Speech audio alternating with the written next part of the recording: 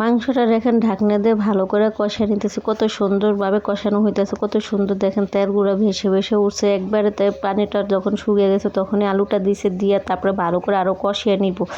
ঘরে ঘরে যেহেতু বাজারঘাট কিছু না, যেহেতু আমার অফিস বন্ধ, অফিসে গ্যাঞ্জাম চলতেছে, বাসায় থাকলে একটা কি হয় জানেন, আমার বাসা থেকে বের হতে মন ছে না। তখন ভাবলাম যে কী রান্না করবো, মনে কোনো কিছু খুঁজেই পাইতেছি না। হলে এভরিওয়ান কি অবস্থা, আশা করি সবাই ভালো আছেন, আমিও ভালো আছি। আজকে আমি গরুর মাংস রান্না করব, সেটাই আপনাদের সাথে শেয়ার করে আমি কীভাবে রান্না করে খাই। তো প্রথমে চুলাটা জ্বালিয়ে কড়াইটা বসে নিয়েছি। কড়াইটার মধ্যে আগে তেল আসলো, সকালে একটা ডিম অমলেট করে খাইছিলাম, সে তেলটা রয়েছিল, সে তেলের মধ্যেই তরকারিটা রান্না করব। তো পেঁয়াজের পরিমাণটা একটু বেশি করে দিয়েছি, দিয়ে একটু পরিমাণ মতো তেল দিয়ে দিয়েছি, দিয়ে ভালো করে পেঁয়াজটা ব্রাউন কালার করে ভেজে নিয়েছি। নিয়ে এখনও আদা রসুন বাটা পরিমাণ মতো দিয়েছে, দিয়ে এখন ভালো করে একটু লাড়াচাড়া দিয়ে ভালো করে কষে নেব। নিয়ে যে এখন গুঁড়ামরিচ দিয়ে দিলাম, ঝাল গুঁড়ামরিচ। আর গরুর মাংসটা কী হয়, একটু ঝাল না হলে ভালো লাগে না। তো পরিমাণ মতো হলুদ গুঁড়া, মরিচের গুঁড়া সব কিছু দিয়ে দিলাম, লবণ দিয়ে দিলাম, দিয়ে এখানে আগে একটু পাঁচফোড়ন দিয়ে দিয়েছিলাম, আপনাদেরকে দেখাতে মনে নাই, স্কিপ করে গেছে সেটাই। যে এখন একটু পানি দিয়ে ভালো করে একটু কষাকষি করবো, যে পর্যন্ত তেলটা উপরে না ভেসে উঠবো পর্যন্ত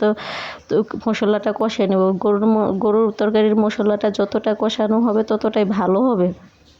এই মাংস রান্না করলে আমার মানুষটার কথা মনে পড়ে যায়, তো এখন আর সেটা বলা উচিত না, যেহেতু তার সাথে আমার ডিভোর্স হয়ে গেছে, ছাড়াছাড়ি হয়ে গেছে, সে এখন আর আমার মানুষ না। আল্লাহ যা করে ভালোর জন্য করে। আল্লাহ মানুষের চেহারাটা চিনে দেয়, যে কি কোন ধরনের কোন লেভেলে মানুষ। যারা বেশি অতি ভদ্রতা চোরের লক্ষণ আছে, কথাই তো আছে অতি ভদ্রতা চোরের লক্ষণ। তো আমার হাজবেন্ড এমন একটা মানুষ আসলো, মানে ওর দেখে বোঝাই যেত না যে ওর ভিতরে এগুলো আসলো।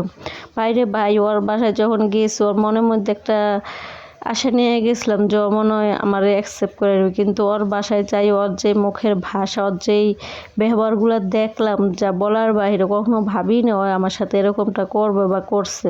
ঠিক আছে, এখনও ভাবতে নিজে খুবই কষ্ট হয় যে একটা মানুষ কতটা পরিবর্তন হইয়া যায়, কতটা নিমক হারাম হয়, কতটা মানুষ বহুরূপী মানুষ এগুলারে বলে বহুরূপী মানুষ। তা আমি কীভাবে কথা বলবো আমি নিজেও জানি, বসে তো কথা বলতে পারি না। এখন ঝোলের পরিমাণটা একটু বেশি হয়ে দিয়েছে, তো মাংসটা অল্প একটু মাংস, সেজন্য মাংসটা ভালো করে যাতে সিদ্ধ, এই জন্য ঝোলের পরিমাণটা বেশি দিয়েছে, যাতে এই ঝোলের মধ্যে ভালো করে সিদ্ধ হয়ে যায়। মাংসটা তো পুরো আধা ঘন্টার বেশি হয়েছে কষাইছি। তো সব কিছু তো শেয়ার করা যায় না, আপনারা ভাবেন যে ভিডিও দেখাইতেছি যে এতটুক সময় কীভাবে রান্না করা হয়ে যায়। এইটুকু সময় একটা গরুর মাংস রান্না করতে গেলে নিম্ন 1 ঘন্টা লাগে, মাংসটা ভালো করেই করতে গেলে। যে দেখেন ফাইনাল লুক, তরকারি ঝোলটা শুকিয়ে গেছে। আর আগে দিয়ে একটু জিরার গুঁড়া দিয়ে দিছিলাম, দিয়ে এখন এই যে চুলাটা নিবে নিছে, যে একটু হালকা হালকা ঝোল থাকবে, এরকম খেতে খুবই ভালো লাগে। তো ওই মানুষটা না এই গরুর মাংস খুবই পছন্দ, তার অ্যালার্জির সমস্যা আসলো, তারপর আমি তারে সবসময় এগুলো করে দিতাম। তো আজকে ভিডিওটা এই পর্যন্ত, আল্লাহ হাফেজ।